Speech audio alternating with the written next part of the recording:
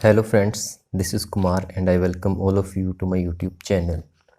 Friends, today I am going to discuss with you a very pathetic, a very realistic, a very heart-rending poem which is known as whose title is who is entitled as Smugglers. Smugglers has been written by Maria Lewitt. So now let us have a brief introduction to the poem. It is a poem about the experience of immigration. An immigrant or a migrant is one who travels to another country to stay there permanently. People migrate to other countries for several reasons. It can be by choice or due to economic reasons. Sometimes people are forced to migrate for political reasons. They find it unsafe to live in their home country due to political differences with their rivals. The poet Maria Lewitt migrated to Australia in 1949 due to political reasons. Her husband and son were also with her. In this poem, she records the sadness and the sense of loss experienced by immigrants. In a lighter vein, but with a strain of sadness, she calls herself and her family smugglers. Smugglers are people who secretly and illegally take goods or people into or out of a country. But the poet calls herself and her family smugglers because, despite all the checking at the airport, they secretly carried with them the memories of their past happy life in their own country. They also carried into their adopted home the traditions and values of their own culture. Now let us discuss the poem in detail line by line. Please listen to the audio, listen to the video carefully to understand the poem very well. Smugglers by Maria Lewitt. We were met by brisk efficiency. Brisk efficiency is the process of working fast and yet efficiently. Passport, landing permit, vaccination, chest x-ray, name, nationality, and yes, anything to declare? Hands shuffled, fingers lifted, eyes looked, scanned. So this is the process of checking on the airport. When somebody goes to another country on the airport, there is some purpose. The checking, the check, and the poet is just showing the purpose of the airport authorities here. Landing permit is the written permission or visa to land in or enter a foreign country. Anything to declare here means visitors have to declare at the immigration desk if they are carrying any unauthorized item with them. Later, they can be harshly punished if caught with any. So, they are being checked at the immigration desk if they are carrying anything unauthorized items with them, which we will come to know later. So, in these lines, in the first stanza, here the poet describes the whole process they had to go through at the airport. She says that everything was done very quickly and efficiently. Their passports and landing permits or visas were checked. Their documents for having been properly vaccinated and their chest x-rays were checked. Their name and nationality as entered in all the relevant papers and documents were checked. And they were also asked if they had anything to declare, anything that was not allowed but which they were carrying with them. The officials at the immigration desk quickly shuffled through their papers and, being satisfied, handed them back to the poet and others traveling with her. All the time, searching eyes were looking at them and scanning for fault or flaw. Now, the next stanza. Nothing was confiscated. Confiscated means officially removed or taken away for being illegal. We were free to go. Our bodies went under the heavy cargo. Cargo is the goods carried in a ship or plane. Here it means the burden of past memories. Of our past, we smuggled in values and slanted opinions. Slanted opinions are unfair and biased opinions. So in these lines, the poet says that nothing illegal or unauthorized was found on them at the Australian airport.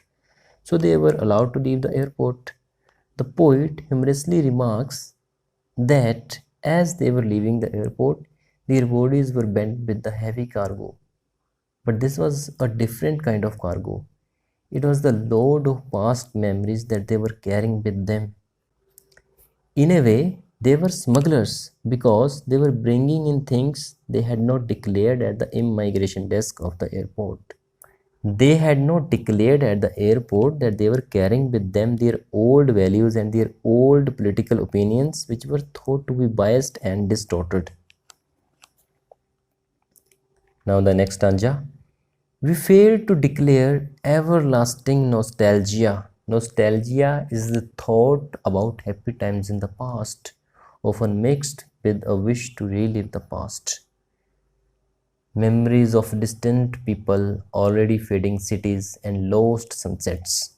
Fading cities means the cities left far behind and the memories of which were becoming dim. Lost sunsets are the sunsets in their homeland which they will never be able to see again. Here, the poet explains how they were smugglers. She says that they were smugglers because they had not declared at the airport the things they had brought with them into the country where they had immigrated. They had brought with them the happy memories of the past they could never forget. They had brought with them the memories of the people they had left far behind them. They had brought with them the memories of the cities they had left behind. And the memories of the lovely sunsets they had in their homeland had already begun to fade. They would never again be able to meet those people, visit those cities, and enjoy the lovely sight of those sunsets. Now, let us read the last stanza of this poem. Nobody asked, nobody cared. We were left alone. And wherever we go, we leave a trail. A trail is a series of marks left behind by someone at a place of unsuspected contraband.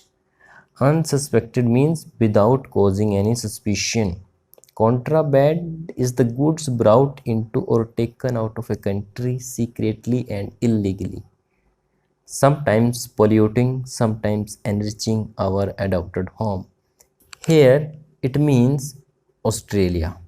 Now the poet says that they had brought into the country of their immigration something which they had not declared at the immigration desk of the airport. It was the old happy memories of their past life in their homeland. But neither anybody asked them about what they had brought in, nor did anybody care about them.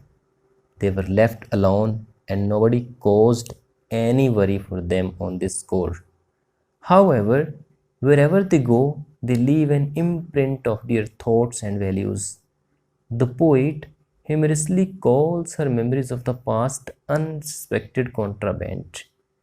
They were unsuspected because nobody got any suspicion when they were brought in, and they were contraband because they had not been declared at the time of immigration. Some of these thoughts and values were unwelcome to the locals, while others helped to enrich the kind of life they had been living already.